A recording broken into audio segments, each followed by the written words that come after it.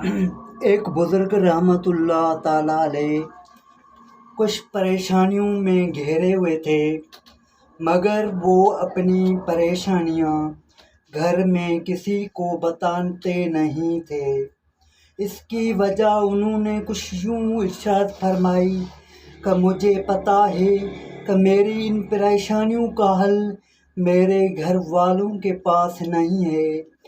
فی الحال تو صرف میں پریشان ہوں، اگر میں اپنی یہ پریشانیاں اپنے گھر والوں سے شیئر کروں گا تو میرے ساتھ وہ بھی پریشان ہو جائیں گے اور پھر میری پریشانیاں مزید بڑھیں گی، کم نہیں ہوں گی۔ اے عاشقان رسول، یقیناً پریشانیاں اور مسائل انسان کی زندگی کا حصہ ہیں۔ زندگی کو آسان بنانے کے لیے انہیں بر وقت حل کرنا بھی ضروری ہوتا ہے۔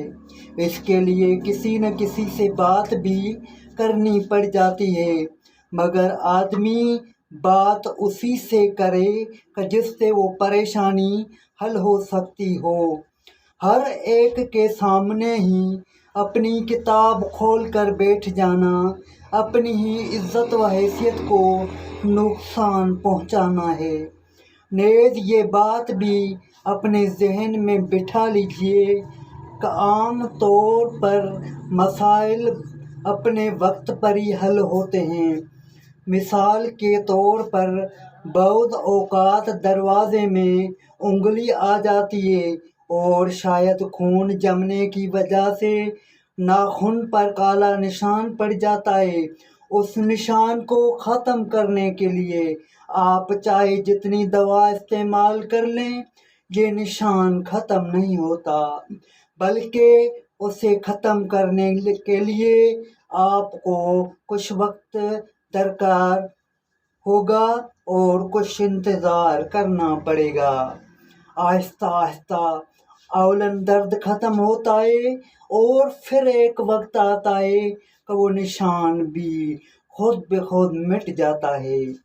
اسی طرح سارے مسائل نہ صحیح، البتہ کئی مسائل ایسے ہوتے ہیں جن کا علاج وقت ہوتا ہے کہ وہ وقت پر شروع ہوتے ہیں اور انہیں اپنے وقت پر ہی ختم ہونا ہوتا ہے۔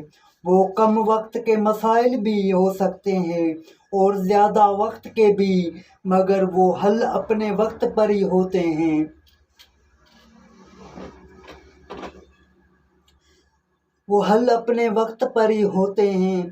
اور پھر ایک وقت آتا ہے تو نشان بھی خود بخود مٹ جاتا ہے۔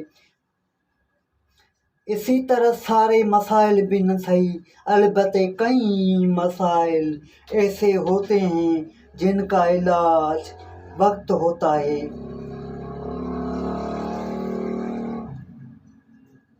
مگر وہ حل اپنے وقت پر ہی ہوتے ہیں۔ انہیں حل کرنے اور ختم کرنے کی تدابیر کرنی چاہیے، مگر جب تقدیر غالب ہو تو تدبیر کام کی نہیں آتی۔ اس لیے کئی پرابلمز میں ضبط و صبر کے علاوہ کوئی چارہ نہیں ہوتا۔ میڈیکلی طور پر ڈاکٹرز ایک ٹرم استعمال کرتے ہیں جسے ویٹ اینڈ واچ کہا جاتا ہے۔ اس کا مطلب یہ ہے کہ پہلی مرتبہ ڈاکٹر آپ کو دوائی نہیں دے گا، وہ کہے گا آپ تھوڑا سا ٹائم فیکٹر یوز کریں، ہو سکتا ہے کہ آپ کا یہ مسئلہ خود بخود حل ہو جائے۔ نیز نفسیاتی طور پر اس میں یہ بھی ہوتا ہے کہ جب پرابلم شروع میں آپ کے پاس آتی ہے تو آپ کو پتہ نہیں چلتا کہ میں اس سے نمٹنے کے لیے کیا کروں اور کیا نہ کروں۔ جلدی میں آپ صحیح معنوں میں اس کا جائزہ نہیں لے پاتے اور ہو سکتا ہے کہ پرابلم چھوٹی سی ہو، مگر آپ کے پریشان اور نروس ہونے کی وجہ سے وہ چھوٹی سی پرابلم بھی بڑی بن جاتی ہے۔ مثال کے طور پر انگزائٹی کے ٹریٹمنٹ اولن اس طرح ہوتی ہے کہ جن کو کسی چیز سے انگزائٹی ہوئی ان کو کہا جاتا ہے آپ آرام سے بیٹھ جائیں، کچھ ٹائم میں آپ کی انگزائٹی خود بے خود نیچے آنا شروع ہو جائے گی۔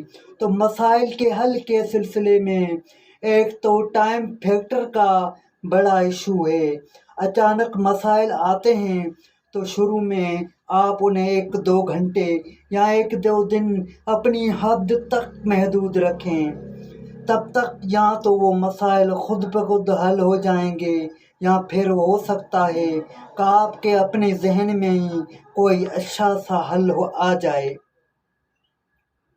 ناظرین،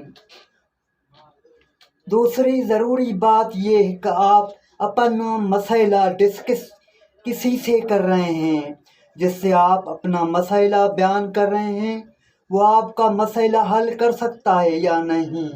اگر وہ حل نہیں کر سکتا تو اب ایک کے بجائے 2 بندے پرابلم کا شکار ہو جائیں گے، بلکہ بسا اوقات گھر میں ڈسکس کرنے سے سارے گھر والے پریشانی میں مبتلا ہو جاتے ہیں، کیونکہ گھر سے باہر کے مسائل اور پرابلمز گھر میں ذکر کرنے سے گھر میں خوف و ہراس پھیلتا اور آپ کے گھر والے پریشانی اور ٹینشنز کا شکار ہو جاتے ہیں۔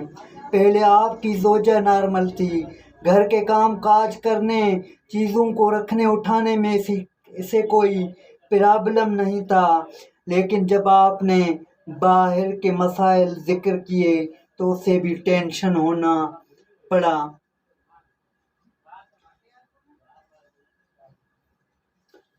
تمام عاشقان رسول اور در نبی یوٹیوب چینل کے ناظرین، عاشقان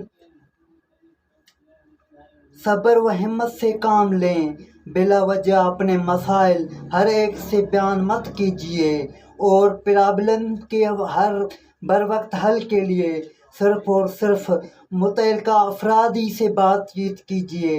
اللہ کریم ہمارے حال پر رحمت کی نظر فرمائے اور دنیا و آخرت کی پریشانیوں سے ہمیں محفوظ فرمائے۔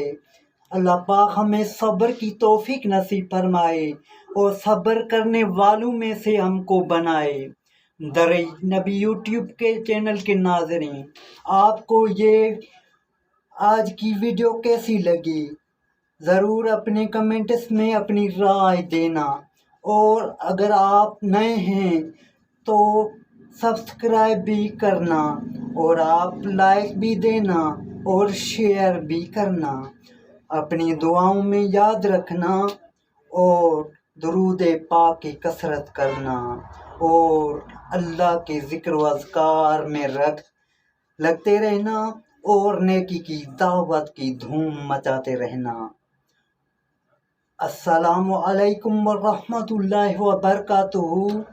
صلو علی الحبیب صلی اللہ تعالی علی محمد۔